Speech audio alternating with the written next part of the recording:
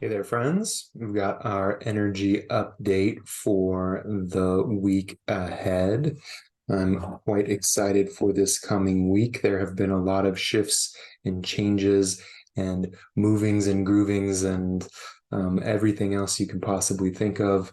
I think to some degree as a result of the change of seasons, to some degree having to do with the solar eclipse, but there have been some destabilizations that hopefully what I'm seeing so far for this coming week, and as I'm starting to sense into the coming month, are starting to um, heal up and produce fresh air, fresh new life, new perspectives. So let's jump right on in. As usual, you can jump on the email list down below, as well as check out the other things that I'm up to in our community portal and the website. Love meeting and having conversations with new people. So this coming week, the very first card that we're getting is our lovely Queen of Wands. And if you've been watching this for even just a little while by now, you probably know that this is one of my favorite cards, specifically because I do come from a Jungian background. The depth psychological background is the formal training that I have along with somatics. My spiritual training goes in a very different direction. But with that Jungian background, this card's imagery is really beautiful. The Queen has made friends with the black cat. And the black cat in this particular image is representative of the shadow or the sort of primary injury. I'm trying to remember the name in alchemical texts. It would be the negredo, the initial injury, the initial substance that we sort of have. And so she's made friends with that. And in those traditions, the place where the wound is also where the gold is. The cave, I think it's Joseph Campbell says, the cave you most fear to enter is also where you will find that which you most value, the gems, the purpose, the gift of your life. And so the Queen of Wands has befriended her shadow, and as such, the sunflower is representation of vitality, of life, of clarity, of creative vigor. She's also got her wand firmly planted in the ground. She's in control of her own access, which means that she doesn't need to go somewhere else in order to find inspiration. She doesn't need to go somewhere else to find stability. And you can see she looks quite content, maybe even sort of dangerously smug. So the coming week, you might begin to feel a sense of courageousness, a sense of confidence. You might feel sort of electrified and creatively inspired. There might be a sense of ease being with yourself, not really necessarily feeling like you need to go out. If you do go out or you spend time with others, there will be a sense of your magnetic pull. You will likely be very attractive to others, very intriguing to others. So this is going to be a really magnetizing, brilliant, energizing week ahead. Now, sometimes this card is showing up with the invitation to notice what are the pieces that you're saying no to, that it's time to start bringing acceptance to in yourself. The parts of yourself, sometimes I say, the more deep somatic and psychospiritual work that I do, we're bringing our orphans home. We're returning the parts of ourselves that had to be denied or that got pushed out. We're bringing them back into the fold so that greater coherence can happen through us energetically and spiritually. So let's take a look at your second card, which is also a very powerful court card, our Knight of Cups.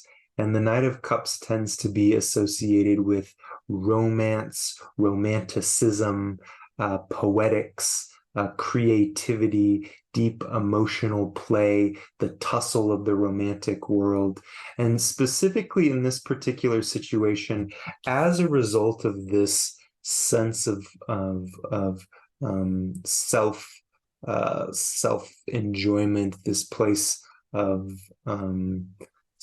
courageousness within yourself, there's it's quite possible that there are people that are going to come knocking on your door, that whether this is a romantic person, whether this is a business opportunity, whether this is merely a friendship that's wanting to blossom, your radiance and your magnetism could likely draw somebody forward. Now, this is also a great card that has to do with mediation, which is such an important theme that's going on right now. There's been a very intense collective theme recently that has to do with justice and has to do with being able to weigh both sides. We obviously see this going on in the Middle East right now. The actual solar eclipse was in Libra, which is all about finding these two different sides, being able to weigh things and see different places. So the Knight of Cups is about mediation. And so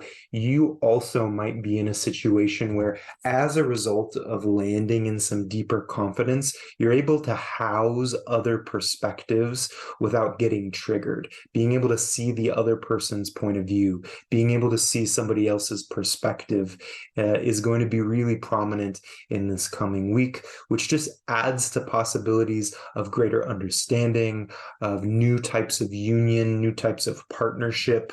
It's a really healthy movement here. So for some of you, this might be a new encounter with somebody. For others, it could be that there's a kind of mediation that's available that helps you start to bring things together, bring projects together, bring friendships together, bring love together.